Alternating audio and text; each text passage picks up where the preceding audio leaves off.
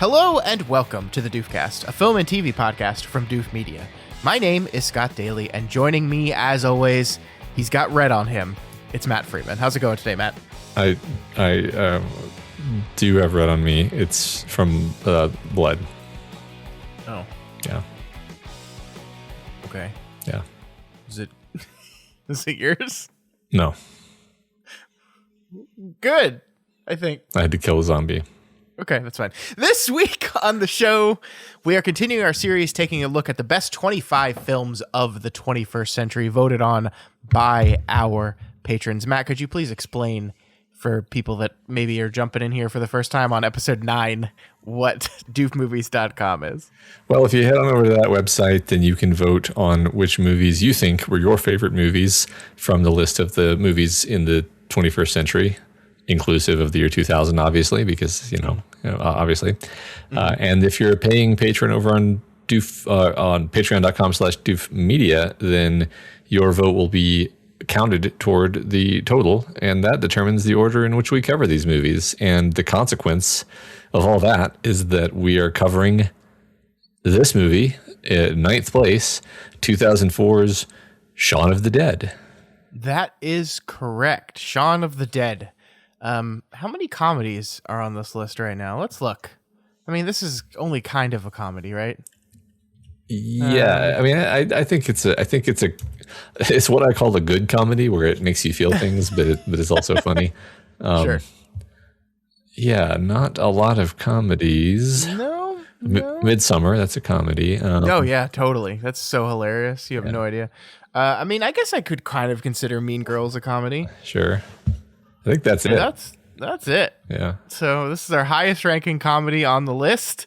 And even that, it's a genre comedy, so it's not a true, because as we both know, Hollywood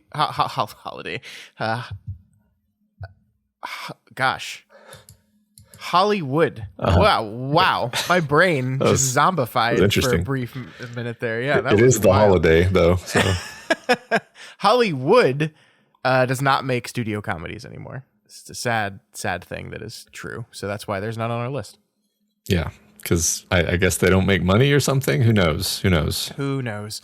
Before we get into this week's movie, though, I did just want to catch everyone up. It is the week before Christmas right now, so the next few weeks of podcasting are going to be a little disrupted. Next week, our usual recording day of this podcast is on Christmas Day, so we're going to be taking a break next week. I believe the week after that, our usually recording day is on New Year's Day. So we're most likely going to be taking that week off as well. December is always really weird for us, but we're going to take a break, recharge, and be back in January to start this thing off again. And speaking of which, we're also going to be taking a break from the 25 and 25 because it is that time of year again, Matt. It's time to start playing catch up to the Academy Awards, which are coming in March. I need to look on when exactly in March. But the Oscars are coming, and we like to do that series at the beginning of the year where we catch up on all the movies from last year that we hadn't gotten to see yet. Yeah, that's always really fun.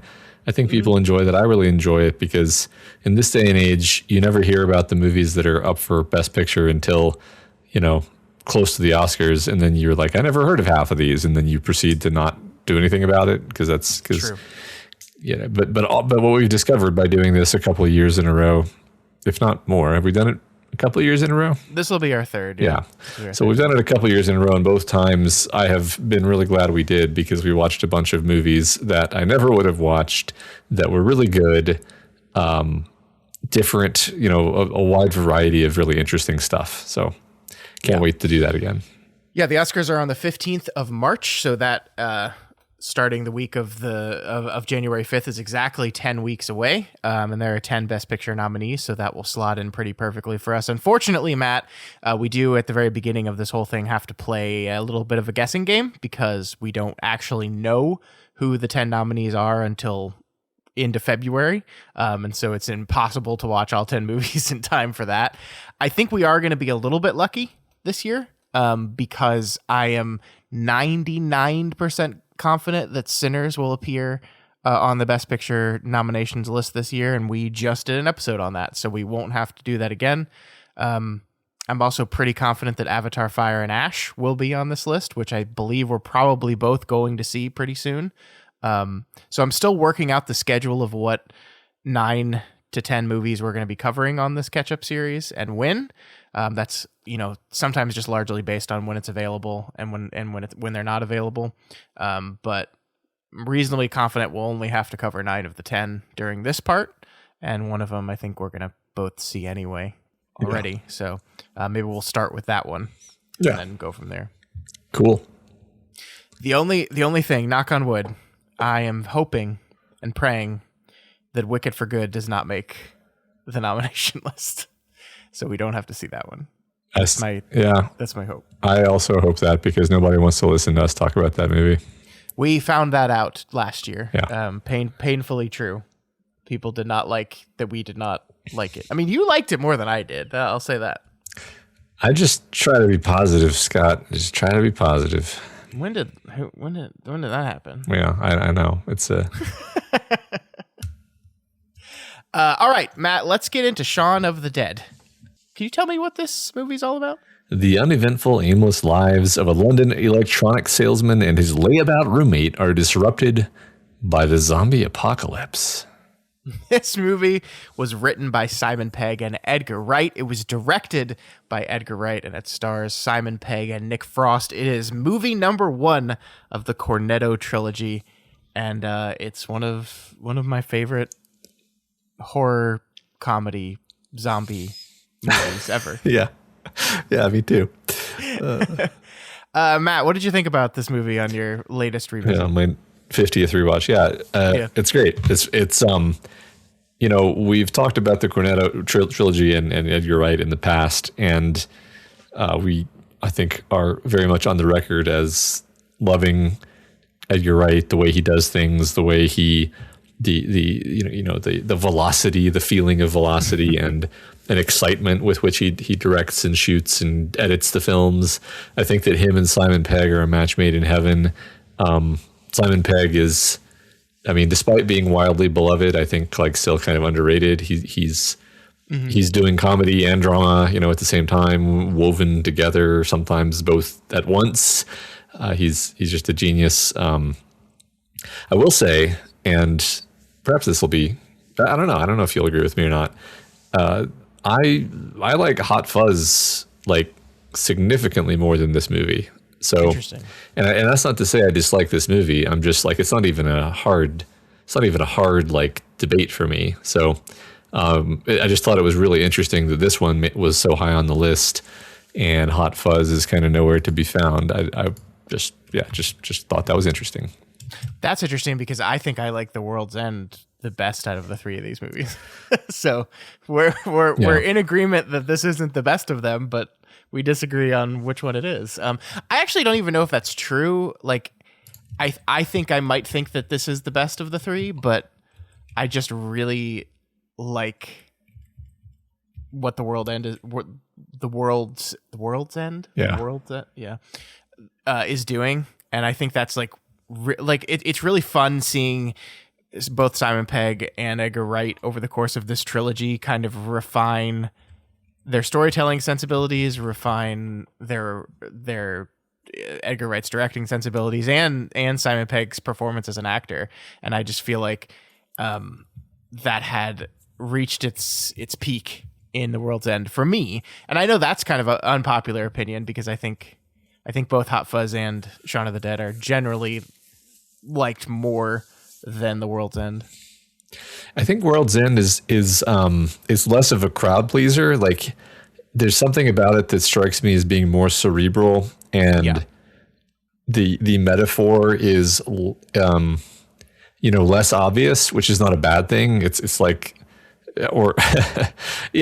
little less obvious. And I think the thing about Hot Fuzz, for example, is you're not watching it for subtlety. It's fun. It's a blast. It's a ride.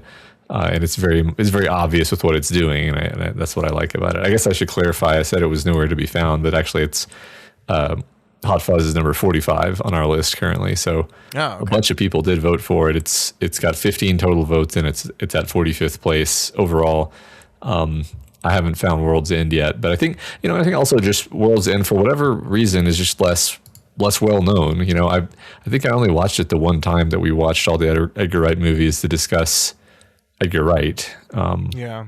So I do wonder if like it's just a timing issue of like, to talk about Shaun of the Dead specifically, like we were I think 19 when Shaun of the Dead came out.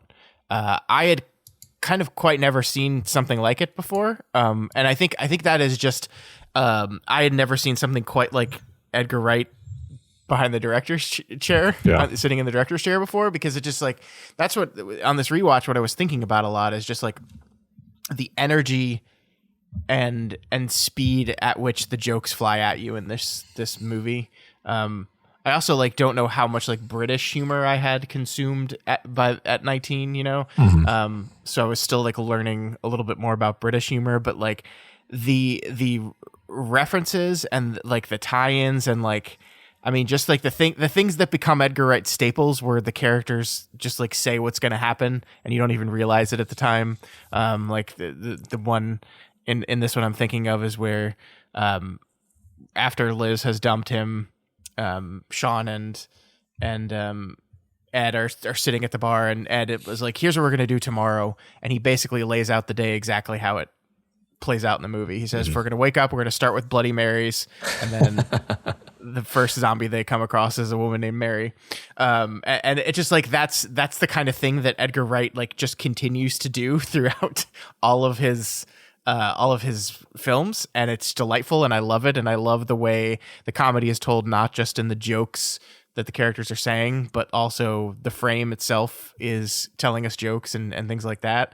And I just had never seen anything like it, and it just kind of bowled me over. But like, it was also, I mean, this is a movie about a man of a particular age, right? This is, I think he says he's 29 in this movie, which I don't know if I took a step back when I heard that, because 29 sounds so young to me now. Yeah, me too. He's just a kid. Yeah, you're just a baby. But like, this is really a movie just about a guy who, to hit the metaphor right on the nose, is like a zombie, is like crawling zombily through his own life. Yeah. And watching him finally get to a level of development and growth as a person, and it's just happening in the backdrop of the zombie apocalypse. And like, that's the core emotional beat of it, and that's the part I really like. But it was also like, I don't know, I remember having times, especially in my 20s, as I moved into professional life, of like watching kind of the repetitive, boring, uneventful nature of his life and being like, yeah, man, I super relate to this. I don't think, to come back to my original point after a long time, I don't think The World's End has that kind of infinitely relatable thing to it. I mean, it's a very specifically designed thing about these friends coming back to the pub to do their pub crawl again. It's about alcoholism, which of course I did not specifically relate to. But I don't know. I think there's something more broadly appealing to these first two of the trilogy, and maybe that's why the third is generally perceived as not as good. Yeah, I think so. And Hot Fuzz, while we're on the topic, is like a spoof of a '90s action movie where like the cops have got to solve the mystery and Bad Boys or whatever, but with Simon Pegg, and it's just like, yeah, that's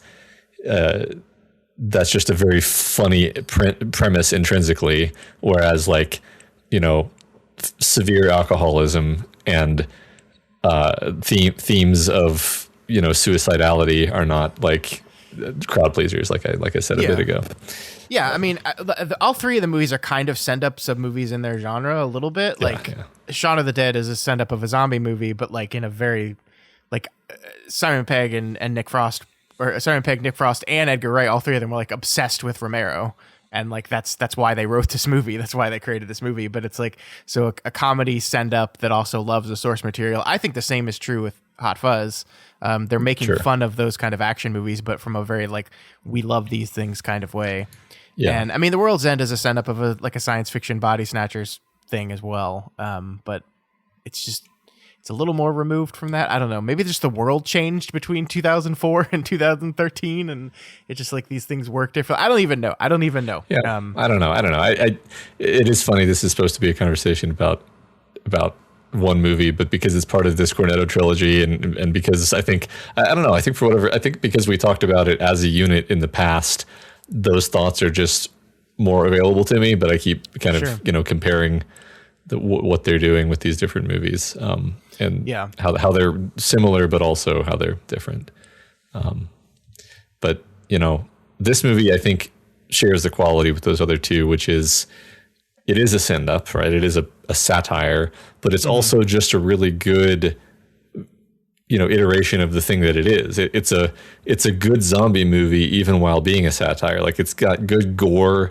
It's got some good kills, even though some of them are like a punchline, basically. Yeah. It's still like, I was always kind of like actually viscerally disturbed when I was younger, when I first saw this movie, when the jackass guy gets pulled out of the window and then the zombies like rip him apart and are like pulling his guts out, because it's just such a good practical effect, where you never, I mean, even when I watched it this time, I was like, I still don't quite know how they did this, because it just kind of, there must have been a cut that they kind of, obscure from you noticing, because it really does just look like people are ripping this guy's body apart. It's just a really good practical effect, though. It is. It's really effective. And you really don't like that guy by that point. So you're like, yeah, this is fine. Yeah. No, you're right. I mean, it is interesting the way it waffles between like absurdity and really diving into the gore, because like, I mean, I'm thinking of the Queen beatdown sequence, which is just kind of, they're technically fighting a zombie, but it's just a joke. Yeah. Which it's so funny, because that is like the prototype for what Baby Driver became, right? Just like this, building the sequence around music and having the action beats is like a thing Edgar Wright loves, and that he eventually made a whole movie that was that. So I think maybe one of the reasons why this movie belongs on the list where other Edgar Wright movies don't is because there's so much of who he is as a filmmaker and who he will become right here at the very beginning in this movie. Yeah, I think you're right. I think the beginning of this movie is just incredibly strong, right? That's, you mentioned earlier the kind of wow factor of having seen this movie for the first time, and those first 3 minutes of the movie, you're just like, oh man, this is going to be fun. Like the JPM is off the charts, and it's like clever and novel in fun ways, and it's got this unique tone where it's sort of surrealistic almost, but then you feel that it keeps doing that thing that I personally love, where it very carefully winds back into being serious, and like you really care about. This is less true with me now, I think, because I've seen the movie too many times, to be honest. But I think the first maybe 2 or 3 times I saw it, I was just like heartbroken by the dramatic beats of his stepdad dying, his mom dying, his best friend dying. Like these things all just hit me really hard. I think especially the first time I saw it, because I was super invested in his arc and in his relationships with these people, and they all seemed, they were all good characters. Like the actress that plays his mom is like almost playing the character as if this is a family drama. And I like not 100%, but I think that's kind of the trick when it comes to these movies. Sometimes is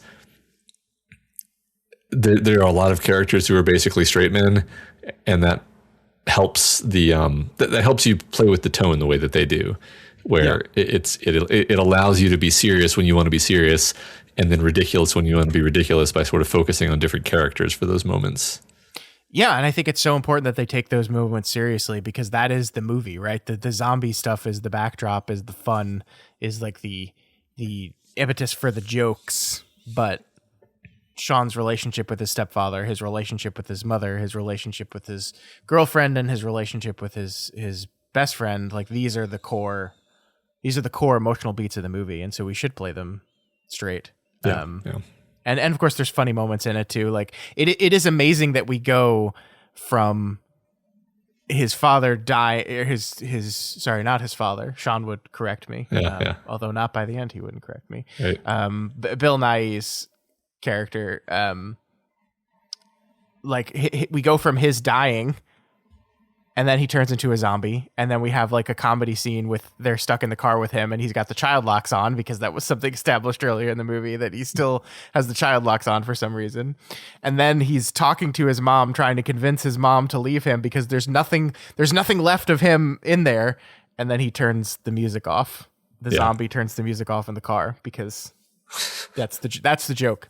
And it's just like, it's just so wild to me. Like we just had this incredibly emotional moment with this man, like on his deathbed in his dying breath, like reconciling with his stepson and allowing his stepson to like finally stop behaving like a petulant little child and recognize that this guy's been your father basically your entire life.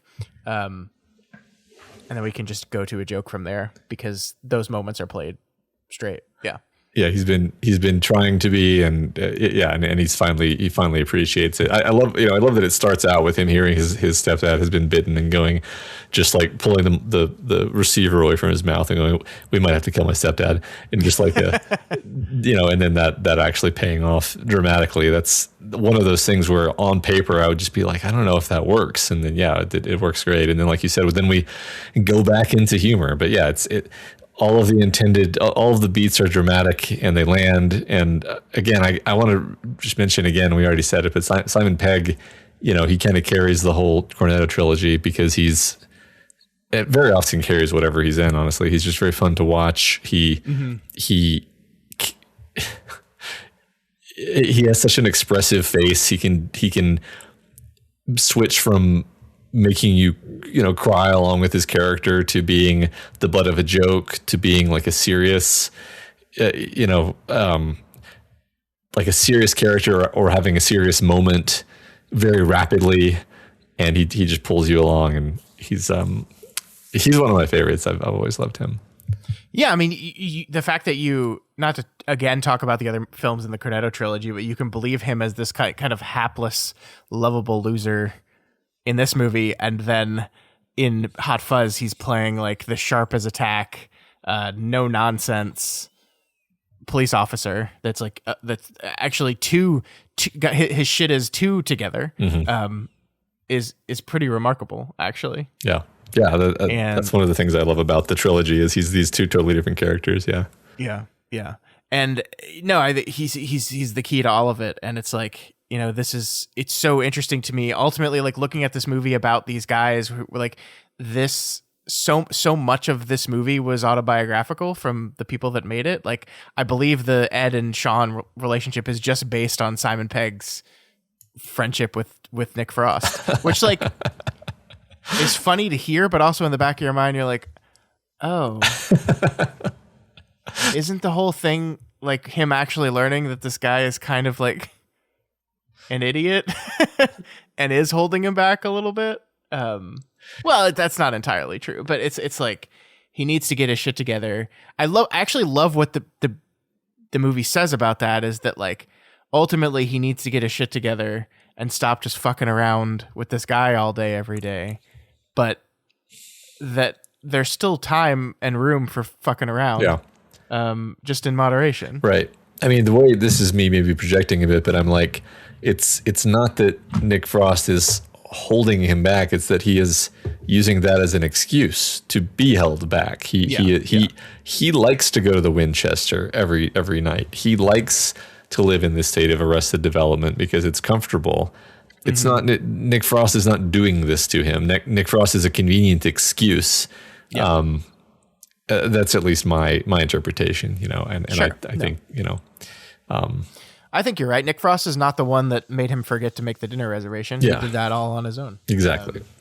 He's like you said, he's like a zombie. That's what's actually going on. He's shuffling mindlessly and inattentively through his life and letting everything pass him by. And this, this emergency is what brings him to his senses and makes him actually take action. And that's cool. It's good writing. It's good writing.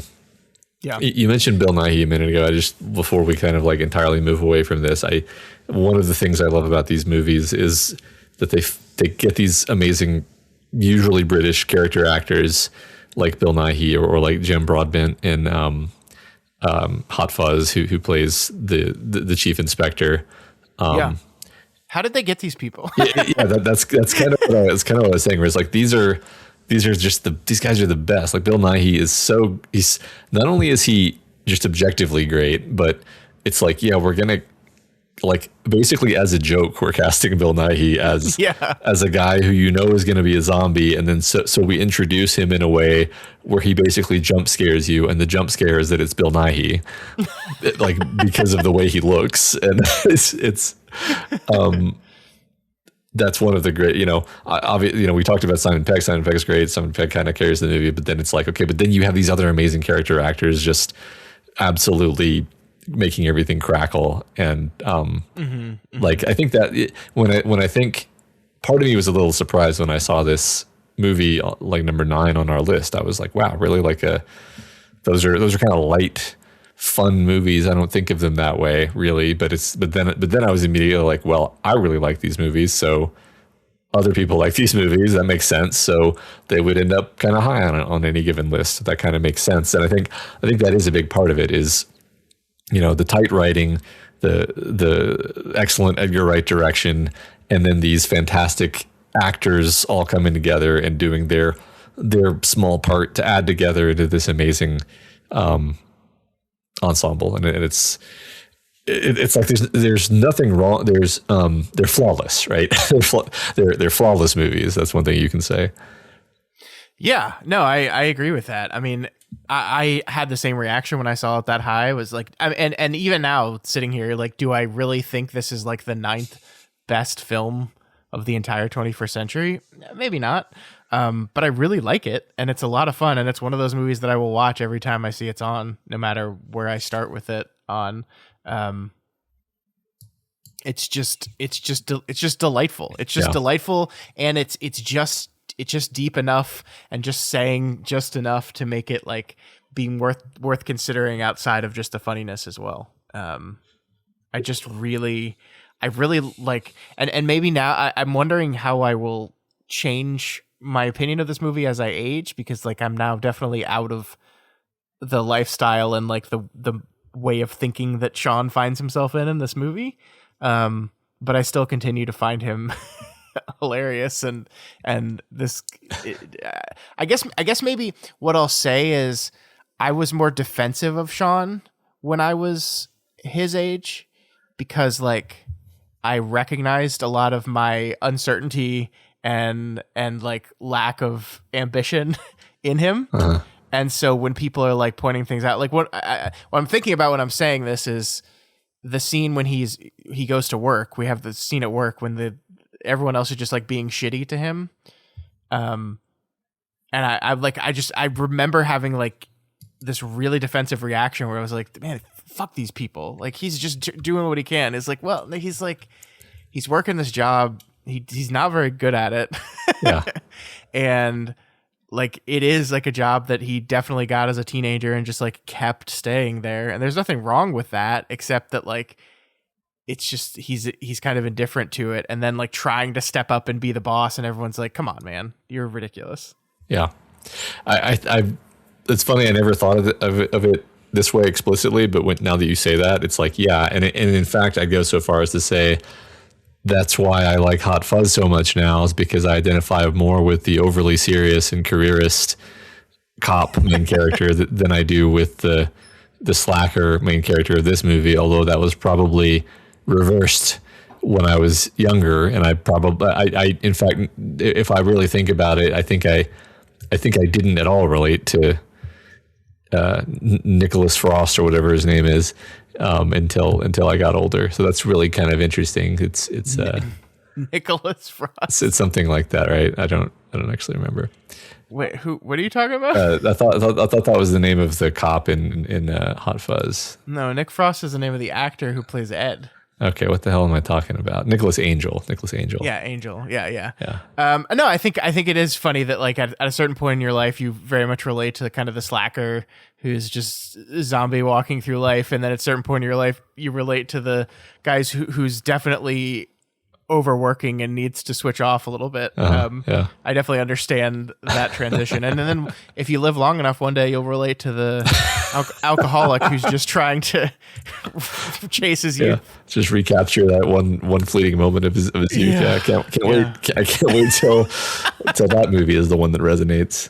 Oh my gosh. Just one little funny thing is like, I guess I haven't watched this movie in a while, but you see the scene where they run into the other crew, and that is a mirror for them, and the character that basically mirrors his girlfriend is a guy obviously, and he's played by Martin Freeman, which is not something I ever noticed because I had no idea who that was.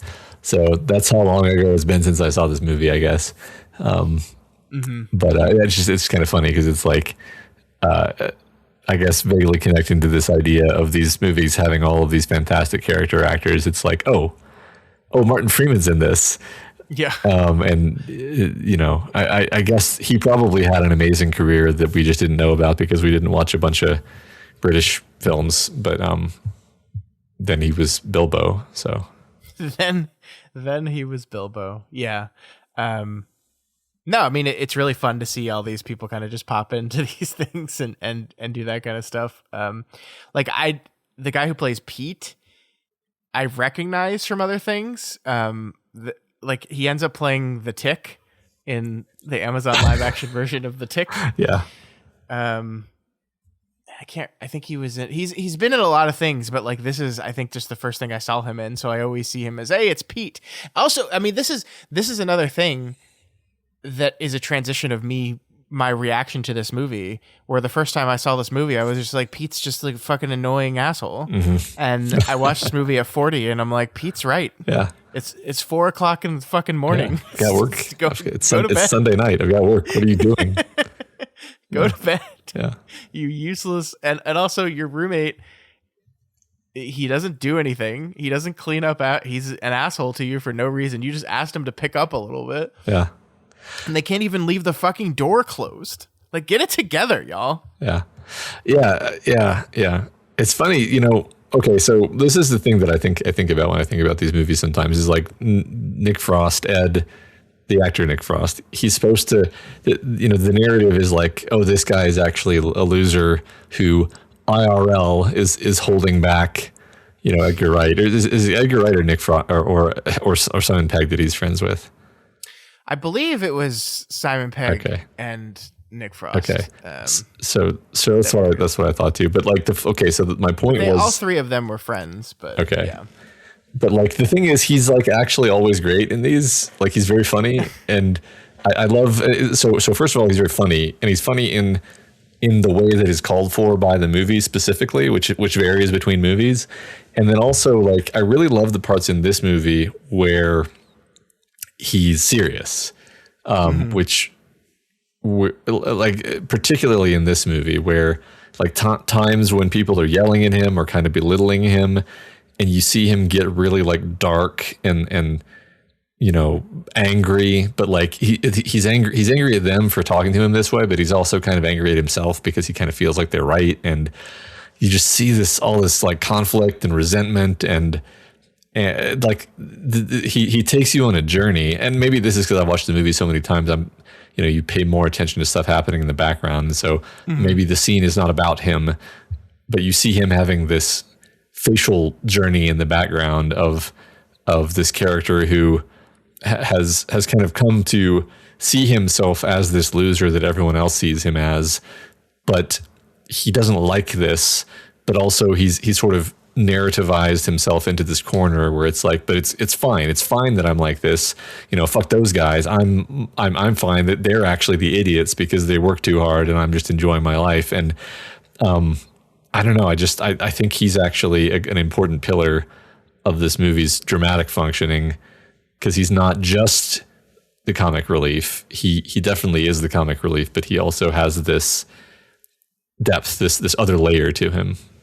Yeah, I mean, that's an interesting point. Like it plays off in different ways because I mean, there are moments in the movie where he's just so like almost antagonistic to the goals of the group, right? Mm-hmm. Like I'm thinking like he's just like Simon Pegg is busy fighting things, and Nick Frost is standing there on his phone, like texting the whole time, and he's like chastising him, and I do think it's part of what you said is he's having to play the role of he just kind of in some ways just kind of continues to be himself, and it's a moment of realization for Shaun that like my problems have nothing to do with this person in particular. It's my own. It's a problem of my own making, like you said. Like it's not Ed's fault that you're a useless, like good for nothing guy. Because I mean, he like Ed like literally stays a zombie, right? Like, but that's like the whole thing is that he and Ed were kind of zombieing their way through life. The movie ends with Ed is a zombie. Yeah. He's a literal zombie sitting in the garden playing video games all day. Yeah. The mobile dead, is it? I forget. Yeah.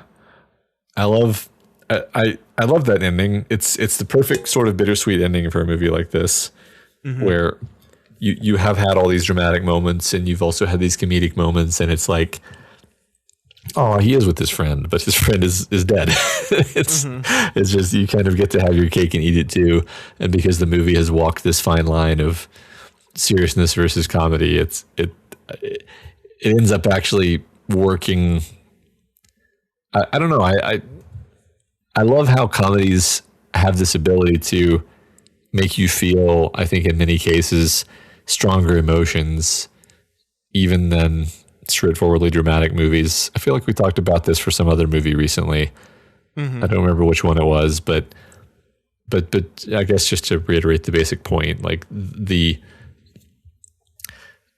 comedy forces you to let down your guard. You're laughing. You're open, and then because you're open, it's able to sneak in and punch you in the stomach with something really, powerful, dramatic, sad, bittersweet, whatever it is. So totally. And I think this movie is like a textbook case of that. You've got a guy has to euthanize his mom, and then his best friend is dying of a zombie bite, and then his best friend farts. and it's great, and you laugh because like the laugh, but like even then it's a laugh of it's like a bittersweet laugh.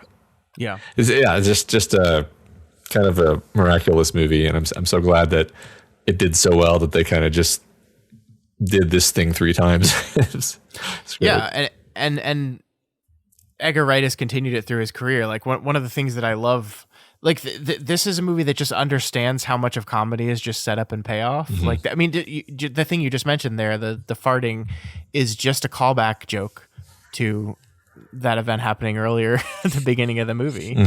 And Edgar Wright just seems to understand. And this is something that, we see a lot, but I feel like Edgar Wright understands it to just this very clear level of like, you set something up and then you subvert it. And like, I mean, like the perfect example of this is Shaun's morning routine, where he wakes up, walks out to the corner store, grabs a soda and comes back. And we play that scene out exactly twice and see how everything's changed, but he's so in his own head, he doesn't notice any of the changes. Yeah. Although we do see him switch from a regular Coke to a Diet Coke, as if symbolizing that he is maturing. Yeah, the beginning of character change. I do want to say one thing I noticed this time around that I had never noticed before, because this is how subtle some of the setup and payoffs in this movie are. Shaun goes to his mom's house. She asks if he wants tea, and he says yes, and she says 2 sugars, right? And his response is, I haven't put sugar in my tea since 1982 or something. When he was a kid, basically. At the end of the movie, when he and Liz are happily together again, living in his house, she says, you want tea? And he says yes, and he asks for 2 sugars in it. and that is almost like he rejected this idea of maybe I mean, so I'm going to try to go out on a limb here because the movie does not spell any of this out, so this is all conjecture, but like part of me thinking of that rejection of the sugar from his mom was going like, look, mommy, I'm a big boy, right? Like part of his disconnect with his mother and his stepfather was kind of this convincing himself that these people don't really know me or understand me. I don't need them or want them anymore. And that guy's not even really my father. And I see this whole thing as a burden. And so like maybe his mom's just right, but he can't allow that to be true. And so he's going to say, no, I don't want sugar in my tea. What are you talking about? And he's gotten over that by the end. And now when the new woman in his life asks him if he wants sugar in his tea, he just says yes. I love it. I mean, what's funny is I also never noticed that until this viewing, and then I noticed it on this viewing, which is one of those things that makes me think maybe we're just actually getting better at watching movies over time. Could be. Could be. But yeah, no, I don't know if I made the full thematic connection there, but I think you're right. It's it's character growth for him. That's fundamentally the thing. That again, it's just like smartly written at every level. Every line, every throwaway joke is doing double duty as sort of the object level momentary joke, but also communicating something about a character or setting something up. Just across the board. There's so much, and I don't want this conversation to just devolve into look at these fun things that the movie did, but like even that one guy they see at the bar with the boots, that they see him dead, and that's how Shaun knows they're getting close to the Winchester, because they see him dead on the floor and people are eating him. Like earlier in the movie, when they're looking around the bar, like the regulars talking about them, they say this is the guy, he's always surrounded by women, and then when he's dead on the ground, it's a bunch of girls eating him.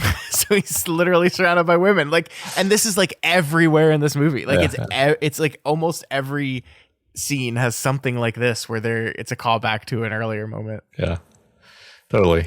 That's great. I think one of my favorite background elements in the movie is how often like Shaun will be watching TV and it's an expression once again of his disconnection and just obliviousness and zombie-ishness, that we're getting the background story of the unfolding zombie disaster that's happening, and he's just, because he's like zoned out and totally in his head, he's just not even absorbing it. I have always loved that aspect, and also it's a funny riff on how they do that in these movies, where there'll be these disaster movies, zombie movies, whatever, where you'll be seeing TVs in the background that are introducing you to what's going on, and it's just, but it's used in an even more clever way here. Yeah, I mean, these movies always have to do the exposition thing where we explain a little bit of why this is happening, or at least play it out like it's happening, and they like to hide that exposition in news reports because it's boring and we don't like it. And so I think that is playing off of that, like joking off of that idea. Totally. They're doing that. And my favorite one is of course when he's flipping channels and all the dialogue from those channels is like saying exactly what's happening, but it's just like perfect timing. Yeah, that's just a genius level gag. That's fantastic. I love that so much. Yeah. It's just like the rhythm and the speed and the tone of these things. It's just like they all move. Like again, like to repeat myself, I really like Baby Driver as a movie. I think it is a more flawed movie than this one is for sure.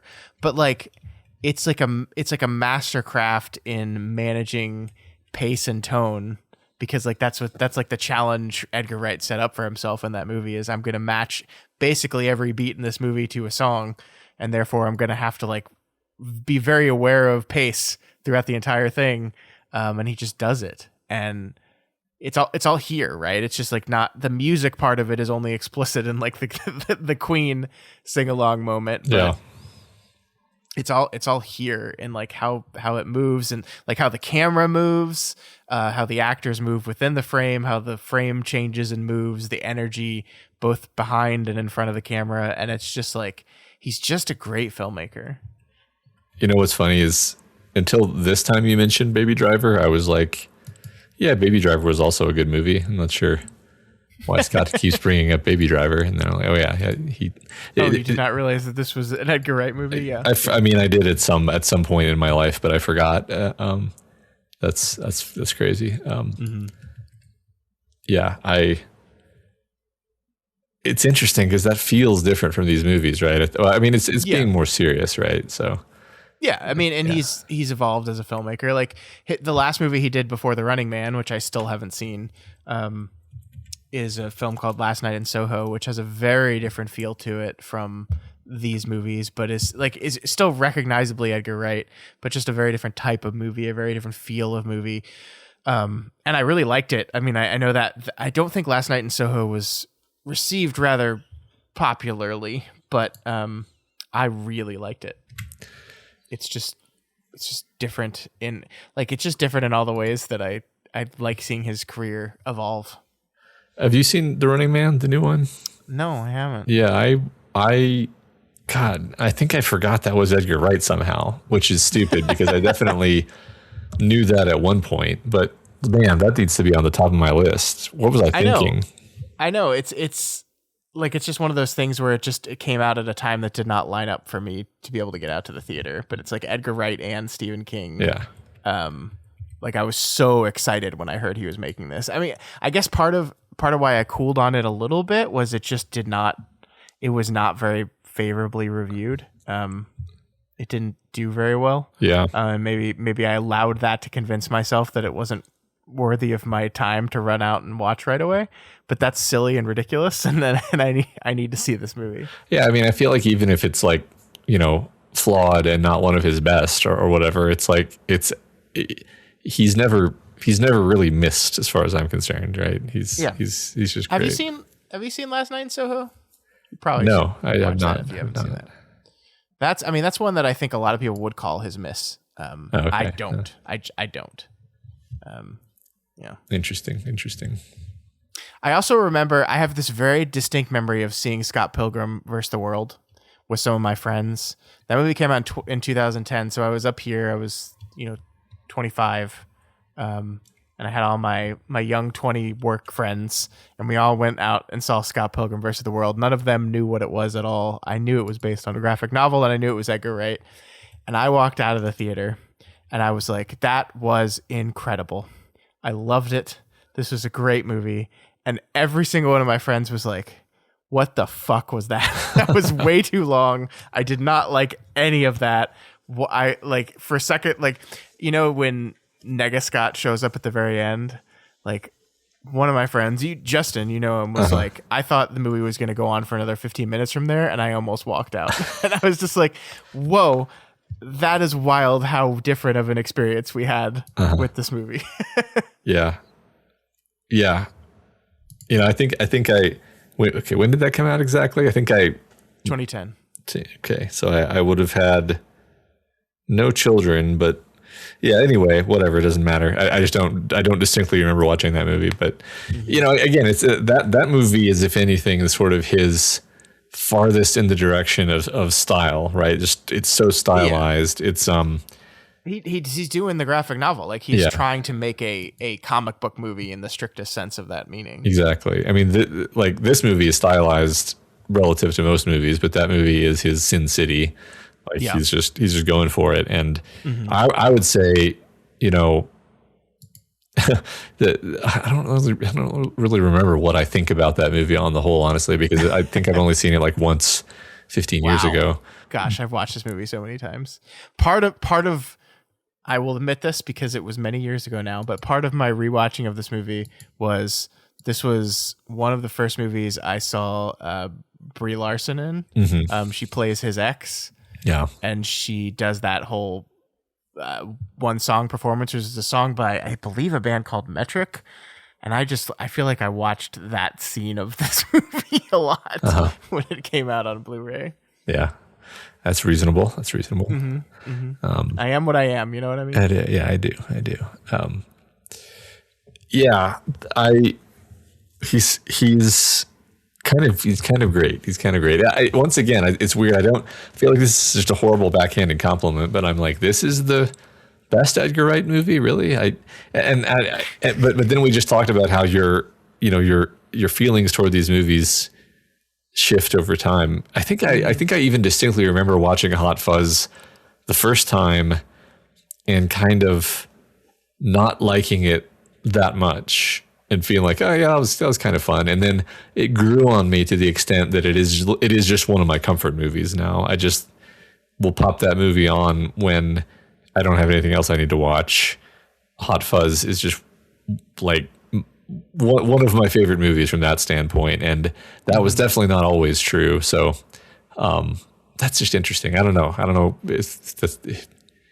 Who knows, man? Who knows why these things happen? Yeah, I mean, I do not think I enjoyed Hot Fuzz the first time I saw it.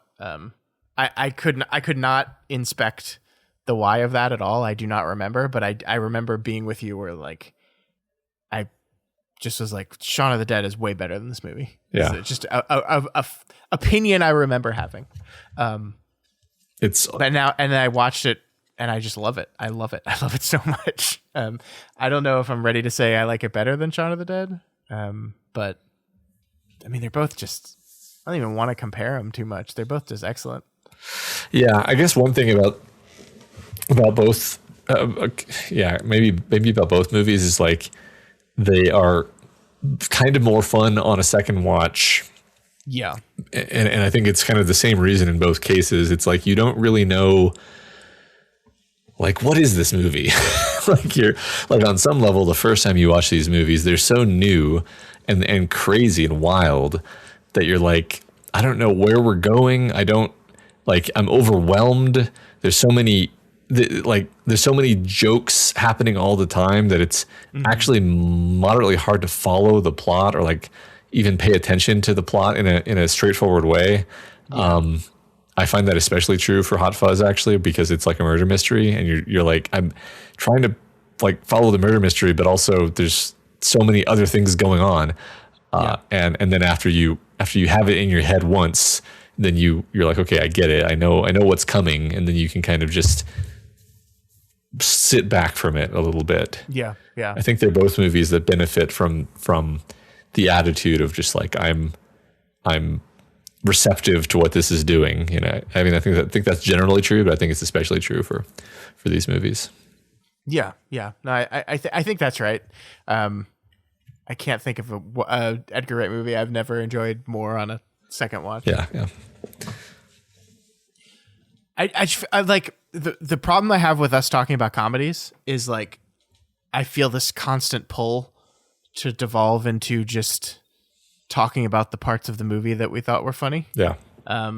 So I don't want to do that. I'm saying this out loud right now because I'm actively resisting doing that. So is there anything else you wanted to say about Shaun of the Dead?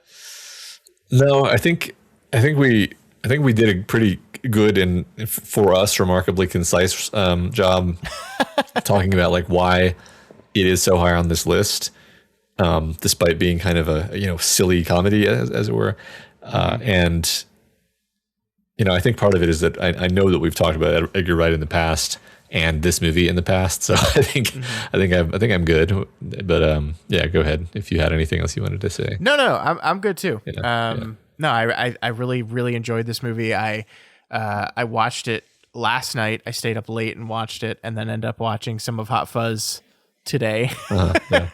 I didn't get all the way through Hot Fuzz, but I just kind of carried on, and I feel like I'm going to do that. I'm going to finish up Hot Fuzz. I'm going to go right into World's End, and I'm just going to enjoy these three movies and the fun callbacks between them, right? With the jumping of the fence moment that is in all three of these movies is delightful. I always laugh every time Simon Pegg jumps over a fence and it falls down, which happens in every single one of these movies. I totally forgot about. I forgot that was in this movie until that moment happened, and I obviously I remember Hot Fuzz a lot better because I was like, "Oh my god, that's great! I love that." I mean, just to kind of full circle, one of the things that I love about the movie, full stop, is that like Shaun is not a loser, right? Like he takes control in these situations, and like, I mean, we kind of laugh about saying we're going to go to the Winchester, but it's not a bad idea. And like, no one else is stepping up, and he's just like taking control and deciding when they go and like coming up with the plans and beating back the zombies. And Like, yeah, I mean, it's a funny beat where he like almost sacrifices his life to lead the zombies away from the Winchester, and then is convinced that he lost them, but he obviously didn't. But like, no one else was going to do that, right? They were all just standing around. And so like the real success of the movie ultimately is that this guy is a zombie walking through life, but he's actually an incredibly competent, good leader that just has not stepped up. Yeah. And you know, sometimes it takes the zombie apocalypse. This is why I think we love apocalypse fiction so much, Matt, because we all are just waiting for our own personal apocalypse to really achieve our potential. Yeah, I know I am. Yeah. Maybe we could cause it and then win. That's a great idea. I never thought of that. Let's do it. How do we want to make an apocalypse happen? Well, it has to be in a way that, you know, nobody gets hurt, right? Yeah, that's, I mean, a normal part of a apocalypse is that nobody gets hurt. Right. Just, you know, like a gentle kind of apocalypse. Sure. Yeah. Sure. Matt, before we wrapped up for the week, I did want there were a few things that happened. We took a week off because you were traveling for work, and there were a few things that happened while we took that week off that I thought it'd be fun to briefly talk about on the show. Okay, so hit me. You game? Yeah, let's do it. First one's pretty big deal. So have you heard of Warner Brothers? Is that an ice cream store? I mean, I'm pretty sure there's probably one on the lot, but no, it is a very old movie studio. Okay. All right, go on. It is being sold. And it seems like it is being sold to Netflix. You know them. I've heard of Netflix. Yeah. Yeah, so the big news was that, I mean, there has been news percolating that Warner Brothers Discovery is looking to be sold, and there's been bids amongst multiple groups. There was one bid from Paramount Skydance. Skydance is a company, I think, owned by the son of the creator of Oracle, one of the richest men in the world. They bought Paramount, and now they were wanting to buy Warner Brothers, and everyone kind of thought that was the way it was going to go, but Warner Brothers accepted Netflix's offer. So Netflix is so Warner Brothers Discovery, like anything, is this like huge amalgamation of stuff. Netflix is buying the streaming service and the movie studio. They do have like a old TV package as part of their company that I believe includes CNN.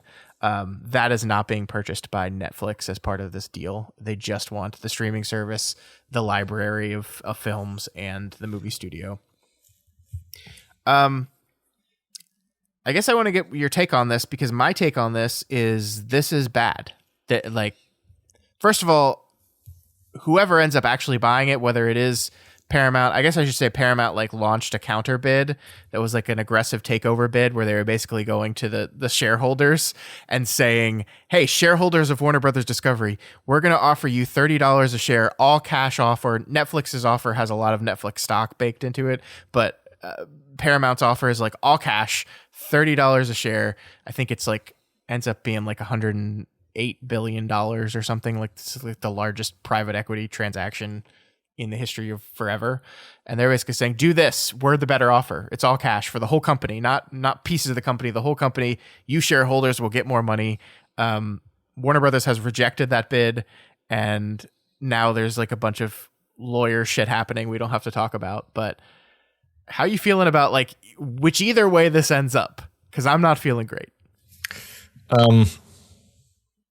Yeah, I think you've made the point before and basically sold me on the idea that consolidation is not good for us, the consumer. Like in this industry, I mean, we don't get a better product when these studios consolidate, especially not by you and my standards of what makes a good product. We like there to be variety, and we like there to be, you know, competitiveness.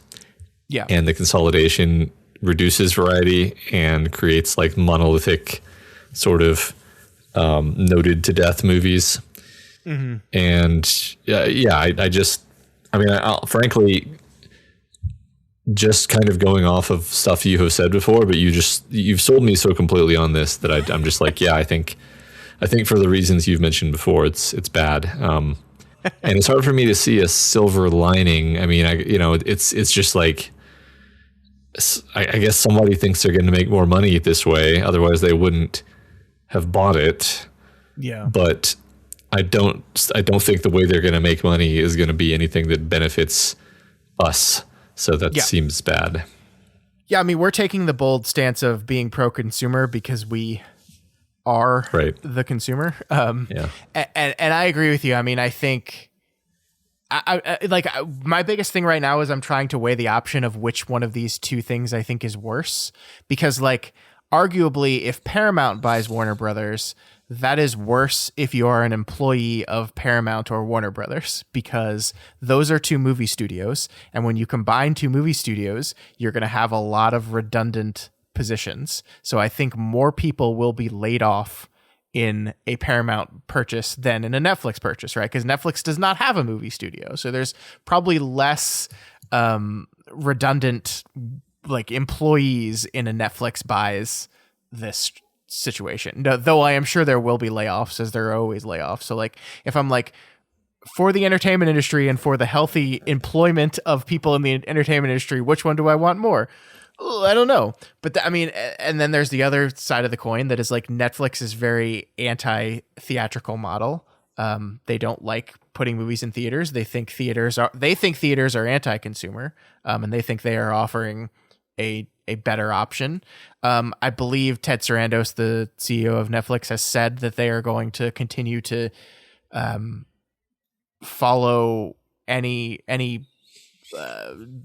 requirements around a theatrical window for any of their movies in the future. How long is that going to be true for? Like, I can totally see a situation where they're like, yeah, for like the first 5 years, we'll honor all of those theatrical windows. And then we're not going to do that anymore. Once the dust settles on this whole thing and we are in firm control of it, then fuck movie theaters. Mm-hmm. And as a person who enjoys seeing movies in movie theaters, I don't like that. Yeah. Man, 5 years feels like a really long way. I was throwing a number. I get it. I think more seriously, I'm just like, I think really my sentiment here is there are far too many factors. So I can agree with you with the idea that I don't like the consolidation. I don't really think it's good for us, the consumer. Which company should be the one to buy it? I feel like there are too many factors for, you just kind of outlined why. It's like, I would need to get a piece of paper and do some, journaling on this to really figure out what, because I can see pros and cons on both sides, definitely. And also a lot of it is contingent on stuff that, maybe movie theaters will have a renaissance for some reason. Maybe anything could happen, right? Like everything's going to change so much in the next few years or even in just the next couple of years, right? Like everything's going to change so much in the next couple of years that it's really hard to predict the intricacies of something like this. Sure. Yeah. I mean, I think the consolidation thing is definitely the main point to hit, because I think there are some industries out there where you could like make an argument that economies of scale mean you can produce a better product where you own a bigger share of the market, right? Mm-hmm. Like, I think I still think like competition is good and monopolies are bad, obviously, but there are some industries in which that is true. I just do not think the entertainment industry is one of them. And if you break it down to simply like, if you want good movies made, having a person who has written a script have 10 different studios they go to try to sell the script versus having 4, which is better, right? Yeah. Basically, no matter what, we are now taking one less meeting away from every single person out there trying to get a movie made. Mm-hmm. They will meet with one less group of people. And that means there's less chance of someone saying yes and less chance of an incredibly wonderful movie that everyone falls in love with being made. And that is not good. That's bad. Yeah. I mean, it would be different if it were a situation where like they were making lots of $10 million movies, but the whole industry on a studio to studio basis and then like across the board is just making fewer movies on top of what you just said. So it's just directionally always, which is weird to me. Like I know this is like a hobby horse that I always return to. And I know there's got to be some basic reason why it's not the case, but I continue to be like, just make a bunch of cheaper movies and then they don't have to make $1 billion to be profitable. You know, I don't remember what I was doing exactly, but I was looking at some older movies that are just like beloved movies, like movies you would know the name of. And it was like, you know, they cost $30 million and they made $65 million. That's profitable. That's great. That's not blockbuster. That's just and then they went on to become classics. So they probably made way more money in the, you know, subsequent decades, right? It's just like, just do that. Just try to do that. You don't have to. But those movies don't make that kind of money anymore. That is the problem, is like, for a movie that cost 30 million to make 65 million would be a resounding success that the industry would be like, holy shit, that's amazing. How did that happen? Let's do that again. How did we do it? Let's figure it out. Yeah.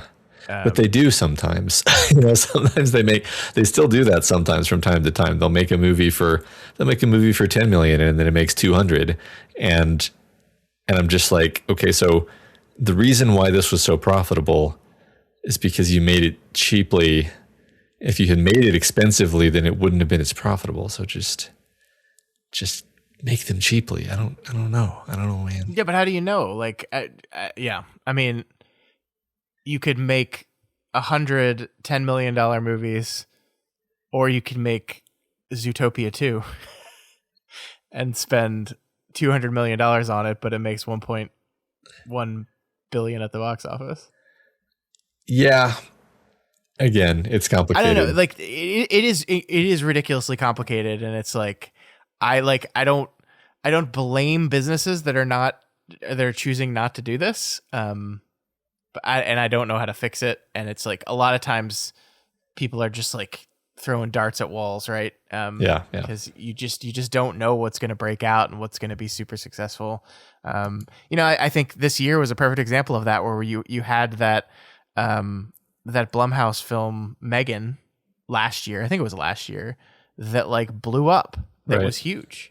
And they're like, oh, fuck yeah, great, that's awesome. And I think that was a pretty cheap movie. I think that was kind of one of what you're talking about there. I think that movie, despite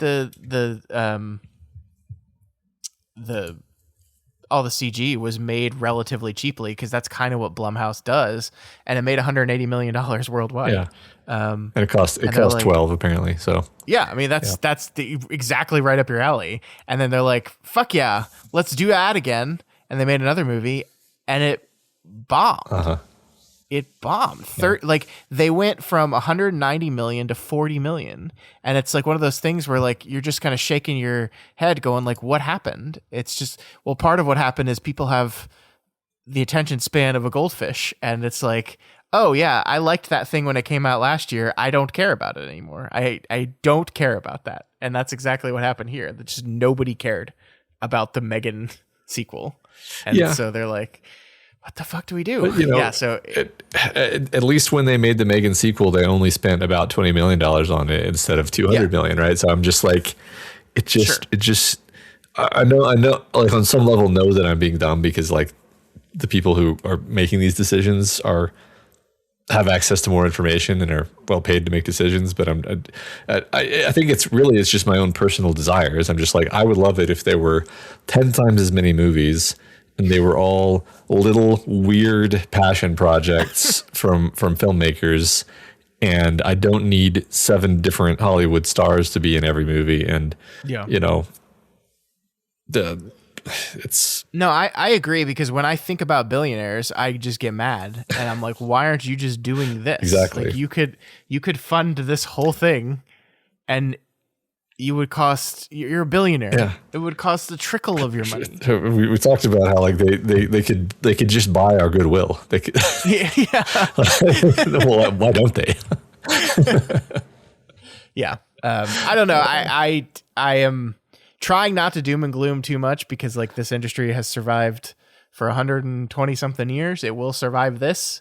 It will not look the same as it looks right now. Another little wrinkle of this that I haven't seen many people talk about. I heard one podcast talk about this is the physical media aspect of what this could mean, because Warner Brothers, I think basically what I heard on this other podcast is Warner Brothers and I think it's Universal, or maybe it's Sony, like basically went into a joint agreement with like one company who like produces all of their physical discs. It's like one company, and basically every movie that they have are manufactured through this one company.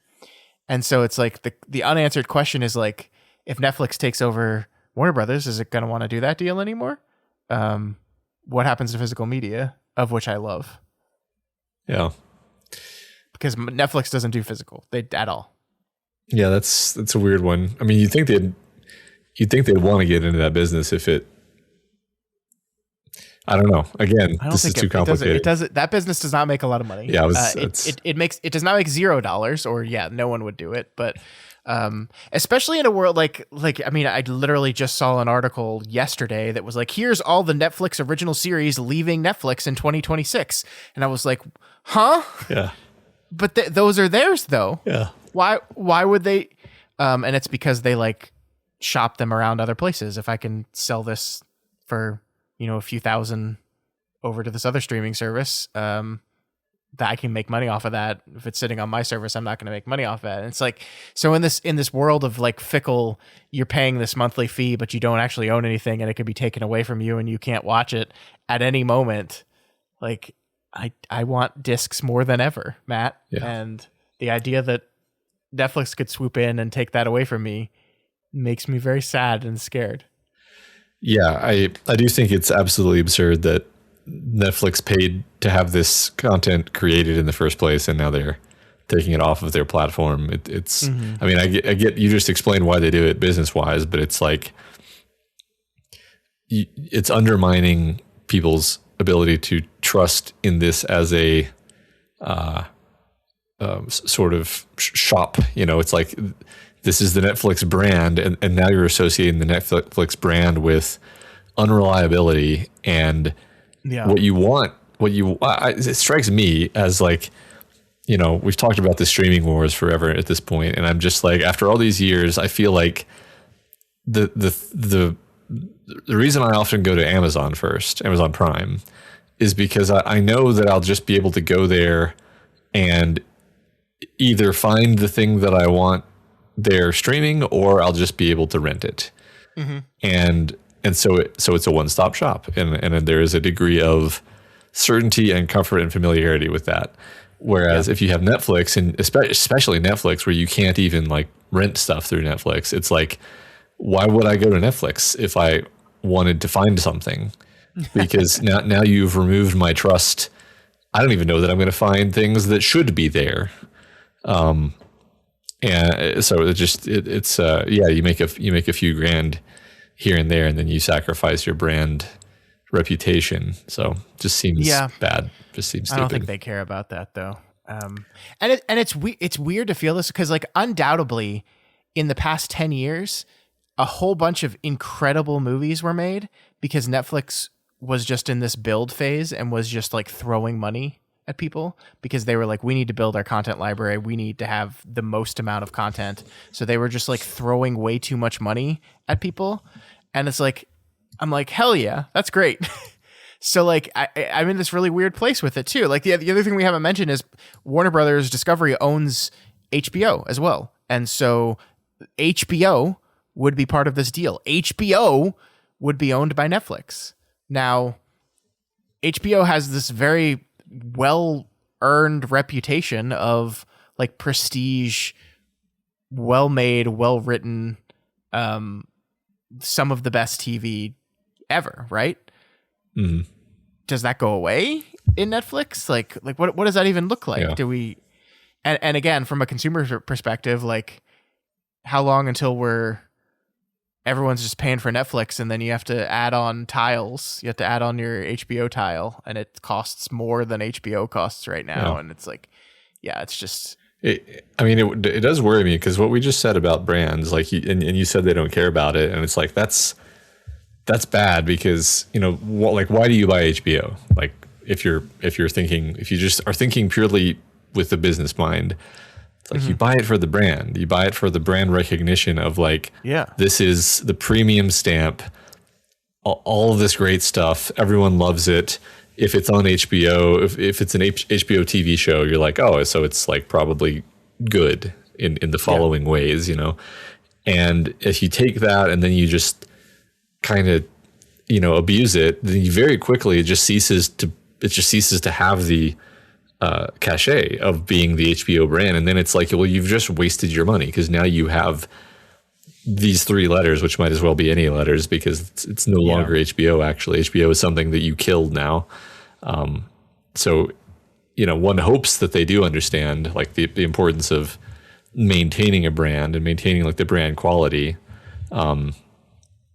This is not a rare and novel idea in the business community. Like people generally should know that like you've got to protect the brand image. That's a priority. But you're right. I think they're kind of strip mining these things in many cases.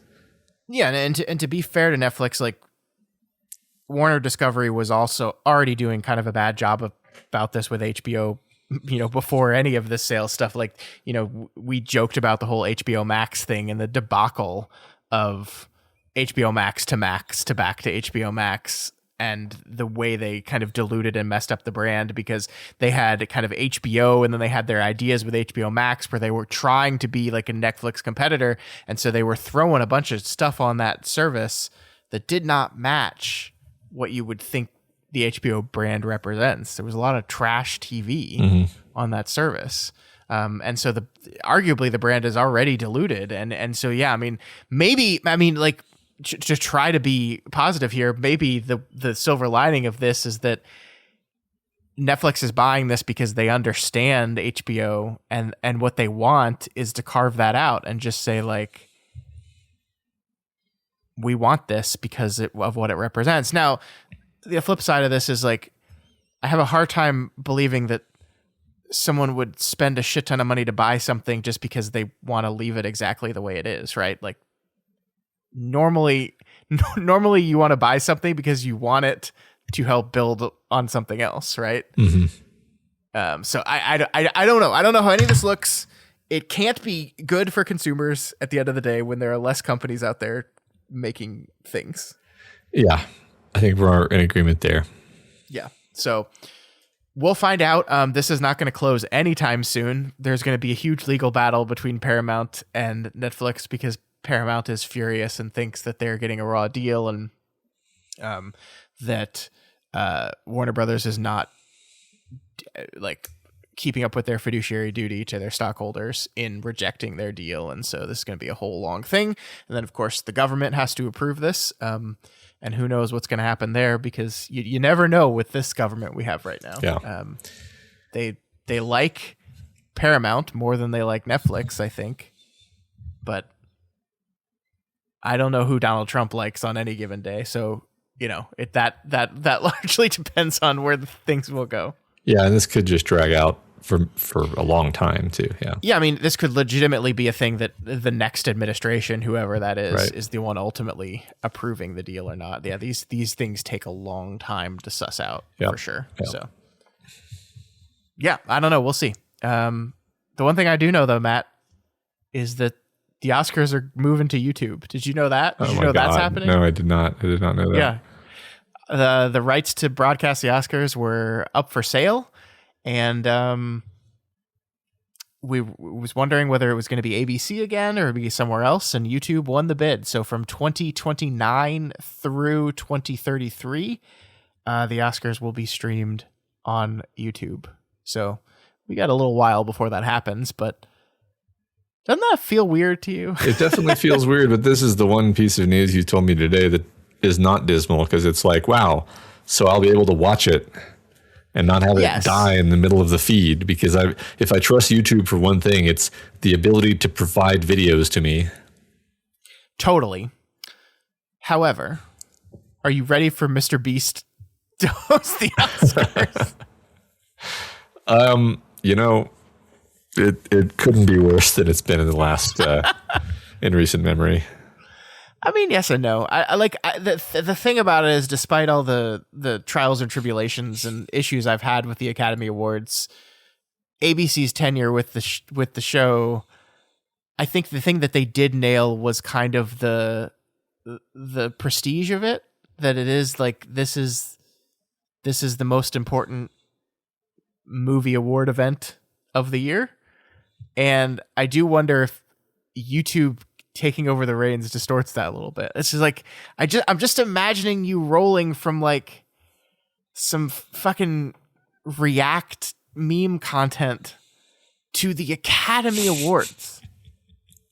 I don't know, man. I in my mind, at least, the Academy Awards has already tarnished their reputations so much that I'm just like, well, it's fine. Change it up. It is weird. It's weird. I agree with you. I'm not.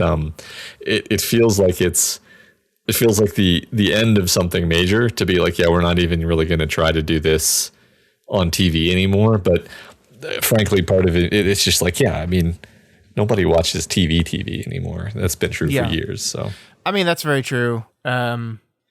The only reason I can watch the Oscars is because I'm using my parents' YouTube TV subscription that they have, because I don't have like traditional TV anymore. Yeah. I use my parents for when I want to watch sports and the Oscars, essentially. It is really funny seeing that like the Oscars used to be like the third most watched thing in the country every year. Like it was this big event. Like there was football and there was the Oscars, and it hasn't been that for a very long time.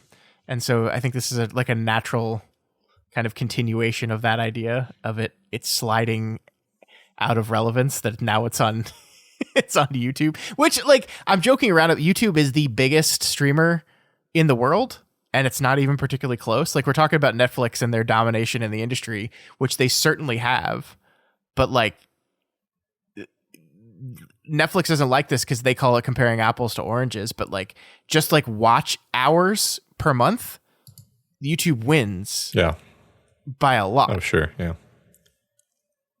So yeah, I mean, we joke around about it, but like they're the big boy in this market, and that's why like they could offer a lot more money to the Academy.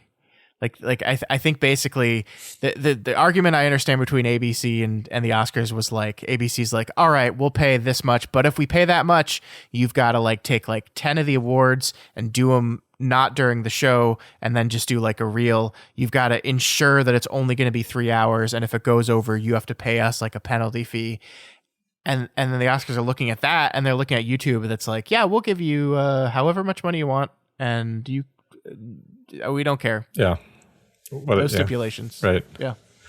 Yeah. No, it's obvious, right? I mean, I kind of I felt for some time that YouTube is the America in World War II prior to Pearl Harbor in the situation where it's just like you guys do not want to see what YouTube is capable of when it actually starts trying to compete as a streaming platform and content providing platform. Mm-hmm. Like YouTube. And I think partially this is like because this is Google's sort of vision for their role in the Google ecosystem. They're very creator focused. They're one of the most, like, in a relative sense, they're fairly creator friendly. I know there's people out there who, including us, in certain times that would take issue with that statement, but they're relatively creator friendly, and they don't and they've sort of tried to do the sponsored content in the past and not really had a lot of success with it, and so they've been like, you know what, we're just going to let our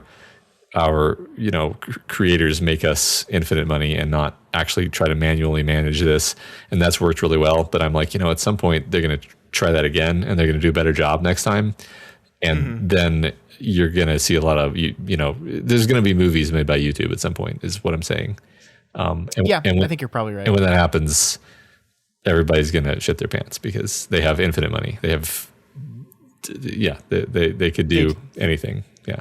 They do indeed have infinite money. And this is like, you would figure that Netflix would probably want the Oscars, right? Like, can you imagine the great irony of Netflix being locked out of the Oscars for years because they did not show their movies in theaters enough, and then Netflix turns around and says, we're going to throw so much money at you that you're going to have to accept we be the ones to broadcast your silly award show.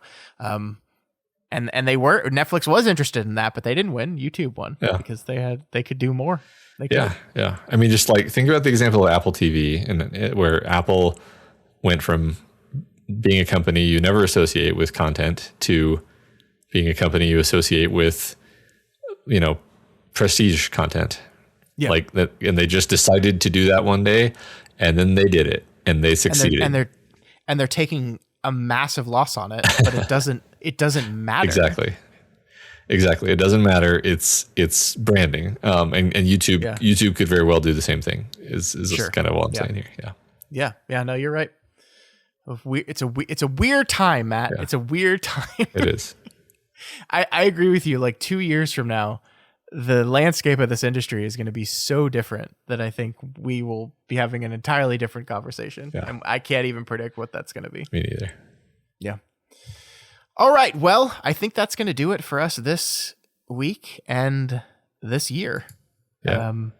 We will be back in 2026 with our Oscars catch-up series. I will have spent some time over the break kind of refining and figuring out which movies we're going to do first. I'm going to go ahead and make a bold statement right now, Matt, and say, let's try for our first episode of 2026 to be Avatar, Fire and Ash. Sounds good. Try for that. Let's do it. Yeah. Because I'm pretty sure you're going to go see that movie. And I'm pretty sure I am too. Pretty sure the world is going to go see that movie. What is your prediction? Do you think that movie is going to be a hit again? Do you think Jimmy C once again doesn't miss? Or do you think it's going to be a disappointing return because it's been too soon since the last Avatar movie? I think it's going to be a hit. I'd be moderately surprised if it was financially disappointing. Mm-hmm. Okay. Let me look at what the current prediction for the weekend is. We're not going to be able to actually follow up on this for like 3 weeks, but I really want to see if you nail this or not. Okay. Avatar, Fire, and Ash. What is it tracking? Where is the list of... Box Office Mojo used to be a good website. And now it's not. Okay, well. It looks like it's tracking from 100 to 130 million domestic, which is a huge... So let's put it at the middle and say 115. Over or under? 115. You're asking me... yeah. Over or under? For the opening weekend? Yeah. I'd say over. No, you're probably right. I'd say over for sure. Okay. Are we talking domestic or worldwide? That's domestic. It will definitely be over. Yeah, worldwide. I'm okay. Then I'm leaning toward over domestic. Yeah. Okay. Avatar: The Way of Water made $2.3 billion worldwide. I think this one will probably be similar. Avatar made $2.9 billion. Of course, that includes re-releases and stuff like that. Yeah. Do you think it gets above 2? I think so. I think everybody loves these movies. I think people, even though they pretend like they don't. They pretend like they don't, but they do. It's very weird. It's a very weird psychological phenomenon that we don't have time to dig into right now. But everyone actually loves these movies, and then pretends that they don't. And yeah. Okay. So that will be our first episode back. It will also be our first episode of our Oscars catch-up, because I do think this film is going to be nominated for the Academy Award for Best Picture. The other two have, right? Both Avatar and Fire, whatever the water one was called, The Way of Water. Both of those were nominated for Best Picture. I would be very surprised if this one doesn't as well. And I think it's going to actually do very well at the Oscars. I think it's going to probably sweep some technical awards once again. But we will make it our first movie on the catch-up show. And talk about it on the 9th of January. That sounds right. Yeah. All right. Hope you folks have a Merry Christmas. Merry Christmas. And a Happy New Year. Yeah.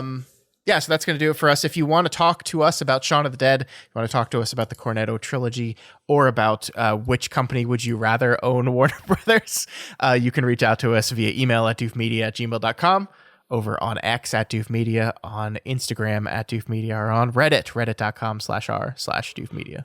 Yeah, and if you're not already subscribed to the Doofcast, we encourage you to do so and ensure you never miss an episode. You can find us on iTunes, YouTube, and pretty much anywhere else podcasts can be found. And if you like what we do here and want to support us, please consider becoming a patron of Doof Media. Head on over to our Patreon. That's patreon.com/Doof Media, and pledge at any of the available levels. You, as Matt said at the very beginning of the show, get to help pick the order of the movies we're currently covering for the show. We're going to put this one on pause for a little bit, but we will be back to it after. And who knows, Matt, the list could have changed so much by then. Yeah, that's true. And you folks out there have the power to do that. Yeah, so get to it. Also, please consider rating and reviewing us on Apple Podcasts. Each review helps us get more exposure and introduces new people to the content that we make here. All right, folks. Merry Christmas, Happy New Year, Happy Avatar weekend. 115 million, Matt. Let's see. I can't wait. Yes. We'll see you next year.